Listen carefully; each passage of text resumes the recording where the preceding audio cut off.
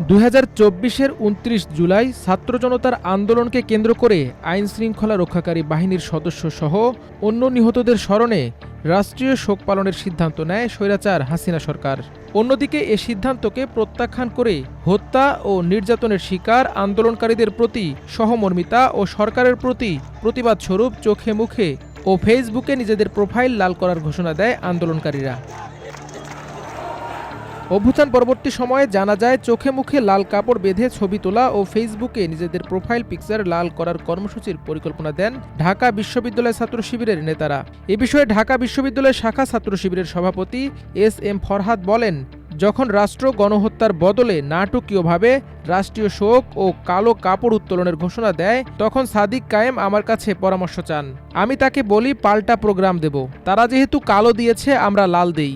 ফরহাদ বলেন, idea share করার পর সাদিক কায়েম বললেন, এটা ভালো হতে পারে, এটাই হোক। তারপর আমরা প্রেস রিলিজ রেডি করে সমন্বয়কদের কাছে পাঠাই, পরে তারা এটি ঘোষণা করেন।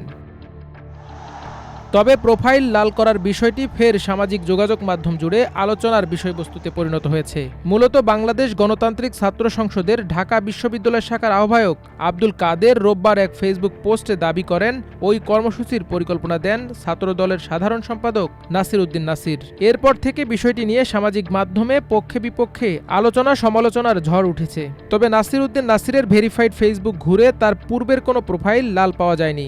এ নিয়ে ফয়সাল আবির নামের একজন লিখেছেন, প্রোফাইল পিকচার লাল করার পরামর্শ দিয়ে নিজেই প্রোফাইল লাল করেননি ছাত্রদল সেক্রেটারি নাসির। মূলত যাদের মাথা থেকে আইডিয়াটা এসেছে তাদের লাল প্রোফাইল কমেন্ট বক্সে। বাহারুল ইসলাম হীরা নামের অপর একজন তার পোস্টে প্রশ্ন ছুড়ে দিয়ে লিখেছেন, নিজের প্রোফাইল লাল না করে কি লাল করার পরামর্শ দেয়া যাবে না? অন্যদিকে আরিফুল ইসলাম নামের একজন লিখেছেন, প্রোফাইল লাল করা বা লাল ব্যাজ ধারণ করা কার আইডিয়া ছিল? বিএনপি কিন্তু এটার ক্রেডিট দাবি করেনি। সমন্বয়ক আব্দুল কাদেরই সত্য প্রকাশ করে দিয়েছে। বিএনপি জুলাই আন্দোলনে কি করেছে যতই চেপে রাখার চেষ্টা করা হোক তা বের হচ্ছে। বিষয়টিকে ইঙ্গিত করে ফেসবুকে স্ট্যাটাস দিয়েছেন ইউনাইটেড পিপলস বাংলাদেশের প্রধান সমন্বয়কারী রাফে সালমান রিফাত। সোমবার নিজের ভেরিফাইড ফেসবুক আইডিতে দেয়া এক পোস্টে তিনি লেখেন, বন্ধু তোমার লাল টুকটুকে জুলাই বেচো না। এদিকে আব্দুল কাদেরের পোস্টের পর বিষয়টি নিয়ে চ্যালেঞ্জ ছুড়ে দিয়ে এস.এম. ফরহাদ এক পোস্টে লিখেছেন, জুলাই গণঅভ্যুত্থানের ইতিহাসকে বিকৃত করার অপচেষ্টা কখনোই সফল হবে না ইনশাল্লাহ।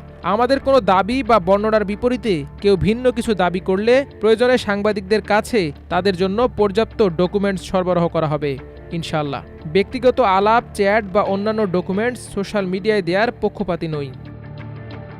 মাল্টিমিডিয়া ডেস্ক, আমার দেশ।